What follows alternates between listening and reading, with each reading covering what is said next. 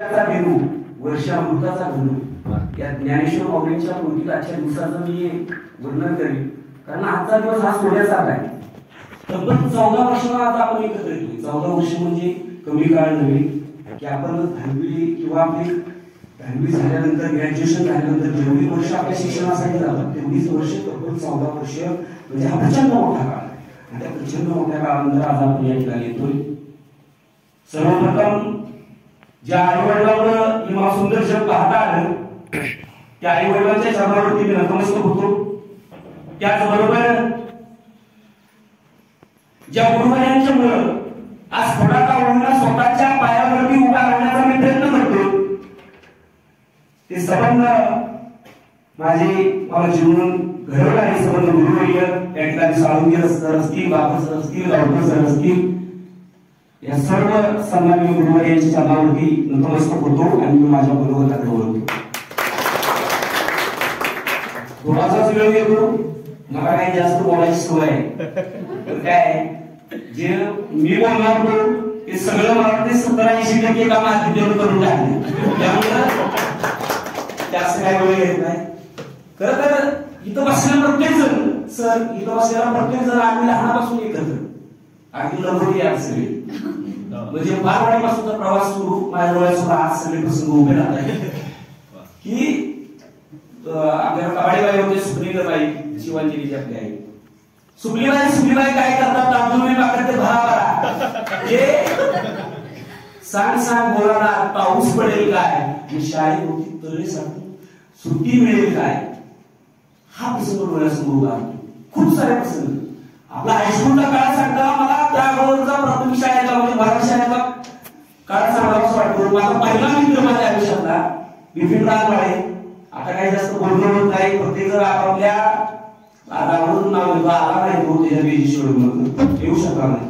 पण मला आज डोळ्यासमोर प्रसंग उभा राहतो की रेडिओ असताना ट्रान्सफॉर्मर आता मोबाईल इंजिनियर आहे बाहेर असेल तर ते छोटा छोटा ट्रान्सफॉर्मर आणि आम्ही काय करायचो रस्त्याला अशा पाठीला मुख्या भाषा कप आणि बशी ती मधली बशी आणि पुढून त्याचं बारकं तू बरोबर त्या खाच्या असायच्या त्या ट्रान्सफॉर्मर मध्ये आणि खाच्यामध्ये टाकून तिकडे बिपिन गाणं म्हणायचा खटा सावरून की घटा त्याचं झालं गाणं बरोबर होतं की मी इकडं म्हणायचो जांभूळ पिकल्या झाडाखाली भर मला वाचतो. म्हणजे इथपासूनचा प्रवास आहे तो काय आताच प्रवास नाही. आणि हळूहळू आम्ही जात आहोत. अजून सुद्धा आबा येत असलाय, आबावर सुद्धा जयेश कुमार तर इतका मात खाण्याचा आवडी खुशीचा अजून सुद्धा मला वेळ असं वाटतं की सगळ्यांना घेऊन गेलो आपण सगळ्यांना त्यातून निळकंठ आणि सुशील एवढा नव्हता अजून सुद्धा आठवतो. वड्याला इकडे आंबोलीला सगळ्यांना घेऊन गेलो मागायला निघता बेदम मागायला सावडी खुशी मला शाळेत जुन्या आठवणी आपली या वर्षी आवडी हे सगळं प्रसंग घडत गेलं. आणि मग 7वीच्या काळानंतर की एक काळ असा की आता 7वी नंतर आपण हायस्कूलला राहत आहे आणि मग आधीच सांगायची सगळी आपली शिकलेली असायची बाबूकडे शिस्तीची सावडीची थोडंसं असते जास्त काही नाही मग काय एक आदरित नीती मग 7वी पर्यंत आम्ही गेलो 7वी पासून 7वी गेलो आणि 7वीत ना आम्ही 8वीत गेलो. आपण सगळे आम्ही 7वीत ना 8वीत गेल्यानंतर की आमच्यात सगळ्यात मोठा बदल झाला आहे. कुठला बदल झाला तर तुम्हाला आठवत असेल तर ठळक एक मुलांमध्ये बदल झाला की आमच्या हाफ चड्डीची फुलपेट झाली. हे सगळ्यात मोठा बदल झाला. आणि मग 8वीतला हा सुद्धा पहिला दिवस आठवतोय. आमच्या कोणाचे नंबर आले ते 7वीमध्ये त्यांचा सत्कार म्हणा की आपण सर्वात एकच आपली पात्र्याचं जे गोडा होतो एका बाजूला कार्यालय एका बाजूला 8वी सोबत ही आपली नवी इमारत आहे. पण भावना कशा भावना कशा आहेत सगळं आठवते. चॉकलेट मिळाली तिथं सगळा आपला हिंदी सगळं काय असेल काय मग असे प्रसंग जात जात जात जात मग ज्या पद्धतीनं बाबासाहेब शिकवायचे की बाबासाहेब काय आहे किंवा सावंतीचं काय डॉक्टरचं काय हे तिथे गेल्यानंतर समजलं की ज्या शिकवायला लागले शिकवायचे म्हणजे काय त्यावेळेस आमचं वय किती 14-15 वर्षाचं होईल आणि त्या वयामध्ये इतकं चांगलं शिकवायचे इतकं प्रेरणा नाही की आज ती मार्गदर्शन आहे ती प्रेरणा आहे की आज आमच्या आयुष्यात उपयोगी पडते खूप उपयोगी पडते. ज्यावेळेस आम्ही त्यावेळेस तो काळ मला आठवतो. कारण मी माझ्या जीवनातला आज तुम्हाला माहित असेल इथं 8वी 9वी 10वी असताना 9वी मध्ये माझ्यावरती एक प्रसंग आला. माझी घरची परिस्थिती एकदम बेताची. मी तर काय प्रश्न वैयक्तिक सांगून तुमचा हे करताय, पण मला हे सांगावं लागतंय. 14 वर्ष माझ्या मनामध्ये मी तर दाखवून ठेवलं. 14 वर्ष की सर अशी परिस्थिती आली की वडील म्हणजे दादाला चांगली परिस्थिती माहिती, वडिलांसमोर एकदा झालेलं आणि वडील म्हणजे की नवीन एकदा शाळा बंद कर, क्लास कर, आपली काय परिस्थिती नाही. माझं जेवढं काम होतं मी परत शिकलो. पण वडिलांना मला म्हणायचं धाडस होत नव्हतं की बाबा मी शाळा थांबवतो, मुंबईला जातो. माझ्या मनात नाही येत होतं की शाळा सोडायची. कारण शाळा सोडल्यावर कुठल्या मार्गाला लागल ते काय सांगू शकत नाही. म्हणजे हे मामामध्ये होती शाळा सोडायची नाही. मग त्यातनं प्रसंग असा घडला. वडिलांना मी सांगितलं बाबा एक काम करतो, माझी काय शाळेची जबाबदारी असेल इथनं पुढं की माझी मी करतो. मग कधी शनिवार रावला रविवार रावला चंद्रकांत इथं आहे, तो काय सांगणार नाही असा प्रसंग. पण मी संध्याकाळचं पण काम केलं. शाळा सुटली इकडं दप्तर टाकायचं, संध्याकाळचं सुद्धा काम केलं. दुसऱ्या दिवशी शाळेत गेलो की आपला ते ताण असायचा, पण तिने शाळा जगलो, सुटली नाही. शाळेत असं प्रसंग आला की सुटली नाही, शाळा सोडायची नाही, एवढं चाललं. परत नंतर आता कुमार सारखा मला मित्र लावला. आमचं 10वी नंतर त्या सगळ्या काळाचा तुम्हाला साक्षीदार आहे. म्हणजे इतकं हॉटेलवर काम करून हे करून काय या गोष्टी सांगायच्या नाही. कारण आपल्या इथे इथं सुद्धा गरीब विद्यार्थी आहेत त्या शाळेत. गरीब परिस्थिती आली म्हणून काय खातायचं नसते किंवा श्रीमंती आली म्हणून काय वाटायचं नसते, ही शिक्षकांनी सांगितलं.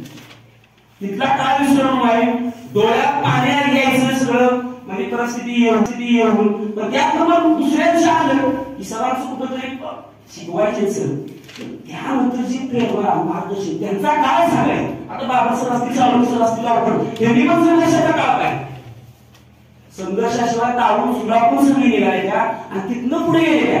आज आपल्या जीवनात संघर्ष, प्रत्येकाच्या जीवनात संघर्षाचा काळ. असं नाही की कोण चांगलं गुळगुळीत केलं आयुष्य जाते आणि चढ उताराशिवाय आयुष्य नसतं असं मला वाटतं. प्रसंग अनेक बाकी येतात, अनेक सगळ्या गोष्टी होतात, पण त्यामध्ये काय हारायचं नसतं, खचायचं नसतं, हिरवून मध्ये शिकलो.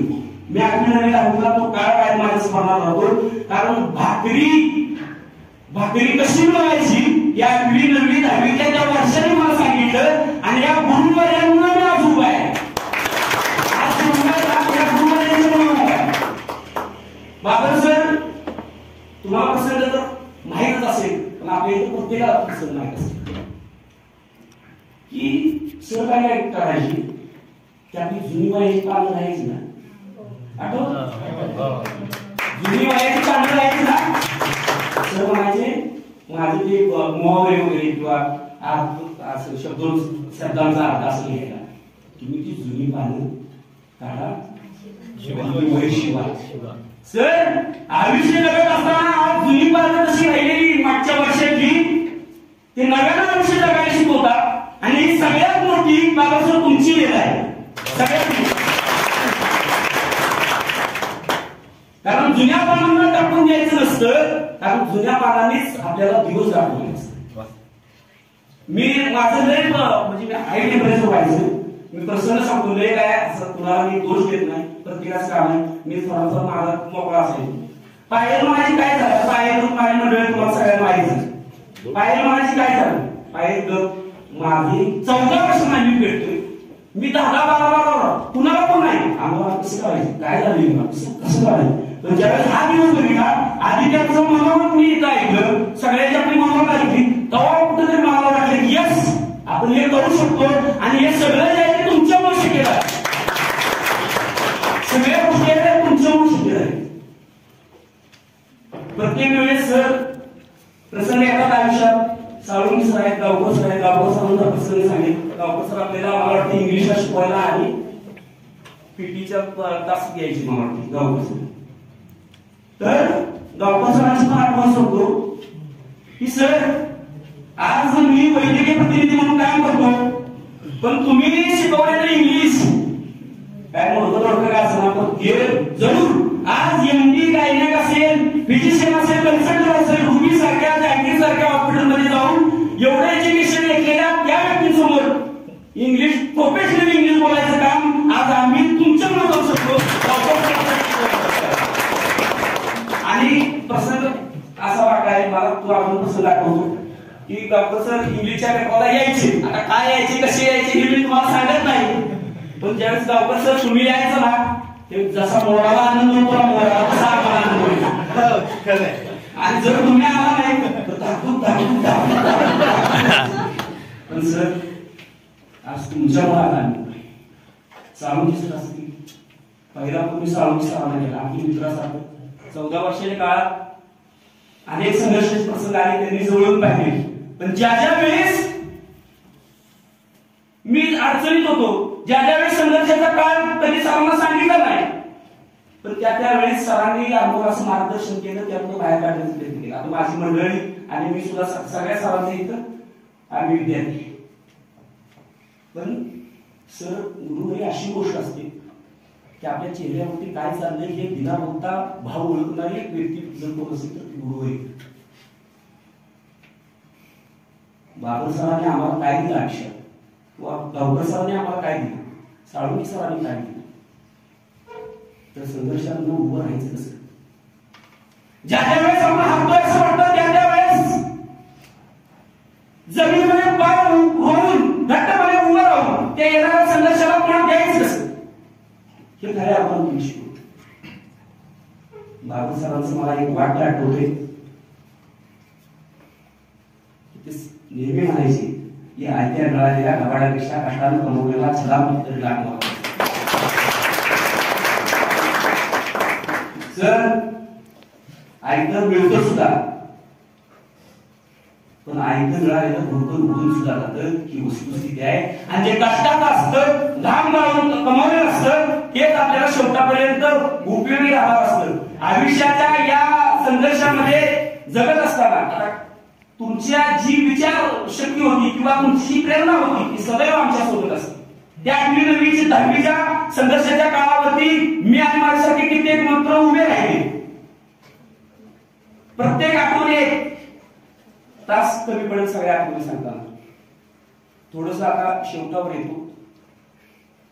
मला अजूनही तो दिवस आठवतो की ज्या दिवशी 8वीत आम्ही आलो, 8वीत आल्यानंतर असा भला मोठा दरवाजा तिथून प्रवेश घेतला की 3 वर्ष कशी भुरकून उडून गेली.